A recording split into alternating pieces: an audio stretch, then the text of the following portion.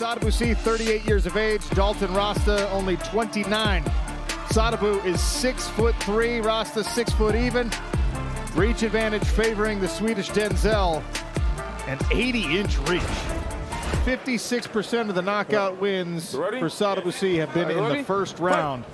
And he'll be expressing some urgency tonight. He's got to get home to that pregnant wife. Southpaw stance for Sadibou. Dalton Rosta, the former Youngstown State wrestler and Youngstown State football player.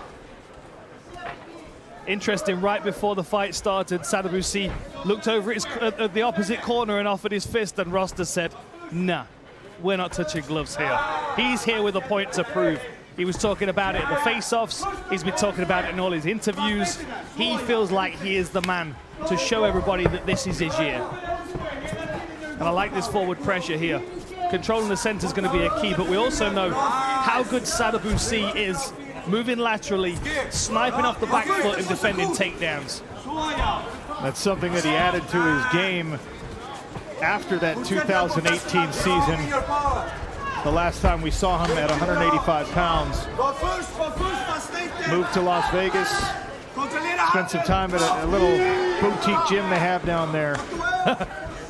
Yeah, a little tiny place. Extreme Couture has been his training home for many years now. High kick almost landed for Dalton Rosta. Yeah, it's a good start for Rosta. He needs to be cautious of that left leg of Sadibou targeting his midsection though. Big wing over the top. Sadibou's defending a takedown right now, but Rosta's got his hands together. High single attempt by Rosta. See all this corded muscle for Dalton Rosta. If Sadibou can make him hustle and work hard, takes a lot of oxygen to fuel that muscle mass. The only time really when we've seen Rosta vulnerable in his fights is when he's gotten tired. You know, we saw it against Norbert as well, taking deep breaths in the last round, being forced to level change under pressure. If I was Sadibou, I would be aiming for that game plan, force him into the third round and make him tired. But if Rosta ends up scoring this takedown and finishing top position, he may be able to dominate the rest of this round and not burn too much energy. Nice knees to the far side leg as well. Rosta expressed a desire to get back to his finishing ways. The beginning of his MMA career, both amateur and pro, it was 10 straight finishes. And that furious finishing pace slowed more after he made the pro transition. He's 9-1 with 4 knockouts, able to grind out these decisions, and we'll see if we do get into the later rounds who that favors here. Sadibou doing a good job of being problematic with his legs, particularly his right knee. He's just kind of keeping it wedged in an awkward position that's keeping some space between their hips. And then you can see that Sadibou's gone with double overhooks and got his hands together. An unusual control position, but it's at least slowing the attack down of Rosta, who's now looking for an outside reap. Foot stomp there from Dalton Rosta. That goes to a knee on the inside of Sadibou's left leg. Some deep breaths here by Sadibou as well.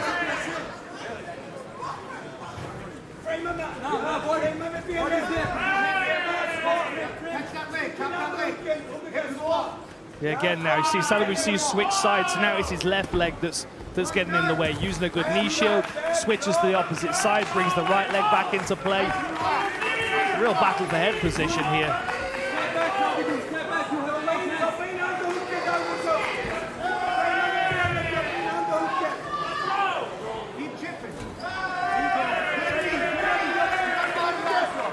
Dalton Rosta continues to press Sadibou into the smart cage.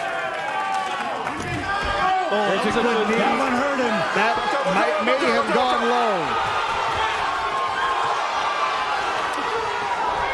Body kick there from Sadibou. It looked like he was grabbing the cup, but the referee would not stop it.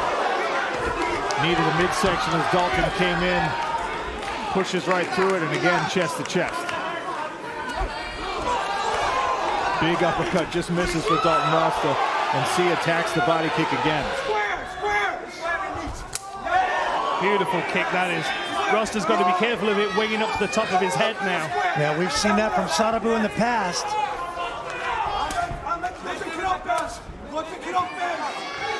Inside leg kick, then a body kick. Sadibou giving all the looks with his left leg. Overhand right into another takedown attempt here for Rosta, who finally gets C to the ground. And he will finish with some hammer fists and left hands on top. Sadibou C with some big breaths in the green. Dalton Rosta's in the dark trunks.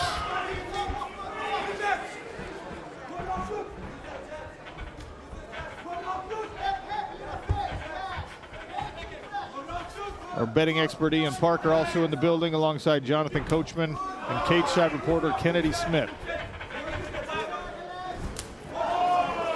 Rosta showing some high kicks, causing Sadibou C to react.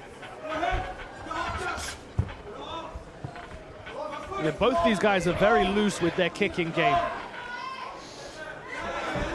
It's a good way for Dalton to deal with the reach of Sadibou C by opening up with kicks of his own. But you can see he's trying to punch himself into the clinch again here. Trying to get Sadibou C backed up against the fence so there's nowhere to go when he drives forward.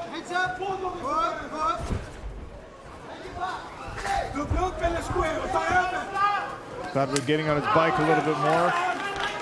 Circling around, trying to keep his back away from that cage. Oh! Behind a double jab and an overhand right, Dalton Rosta now takes the back of Sadibou C and hammers away with his right hand. Sadibou in big trouble here. Referee didn't like the defense. Warned Sadibou C that he was looking closely. Rosta now trying to climb over into a mount. Thinks better of the knee on belly. Stays in side control. Short frame and an elbow from Rosta on top. One thing I will say as well, it's similar to the J.J. Wilson ground and pound as well. There's a lot of drama in the way that he attacks. You know, he attacks very ferociously, and it's like it's quite a statement the way that he approaches his ground and pound. Like, even if he's not landing anything particularly significant, which of course he is at times. Oh, Americana! Americana hold here on the right arm of Sadibou C. Oh, man. Torquing that shoulder. Sadibou able to extract himself from that grip. It's like some blood coming from Sadibou. Seen it on the back of the arm of Dalton. Randy, you call that a double wrist lock or an Americana? Americana. Okay. Yeah. It's a debate in the gym every now and again. My coach from Greco, Bob Anderson, is the one who invented that move in Brazil with the Gracies. That's where it got its name, the Americana, because it came from Bob Anderson. Nice. Look at that. Randy Couture is like a history book. like a combat sports archive. Exactly. He beat you up. The truck has just said to me in my ear, I've got to repeat it. He'll beat you up and he'll teach you about it. And he can do both at the same time. Oh, poor Tito. Look at this, looking for a potential north-south choke here. Rosta could potentially, with this right arm gripping over the side of the head and around the back of the neck, he can work his hips around to his own right, move like a clock. Sadibou wise to it, but now it's a Darce choke. Darce choke is tight. Very, very tight. And a big squeeze from Dalton Rosta as he tries to gather the legs of Sadibou C. I think Sadibou C. He's out! Wow. And a tap, Dalton Rosta! Submission finish. Wow. So here's the big punch that catches Sadibou C as he's moving back. Big right hand over the top, catches him on the side of the head. You can see Sadibou C try and gather his wits for a moment, and then Rosta circles around and starts hammering big hammer fists and elbows. It was a really dominant performance from top position here. Sadie was trying to create some frames, but as he turned in, he got wrapped up in this beautiful Darce choke. And you can see this is where the power, the muscularity of Dalton Rosta is really put to use.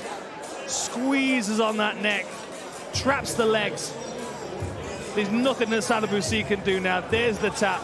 Just a little fingertip tap. I thought maybe Sadibou C was Yeah. going unconscious. Every other limb was tied up.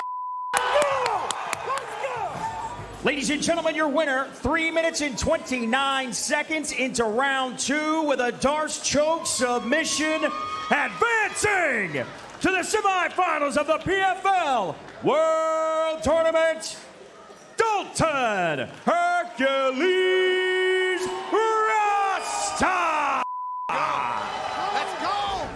Click below to subscribe and watch more MMA content.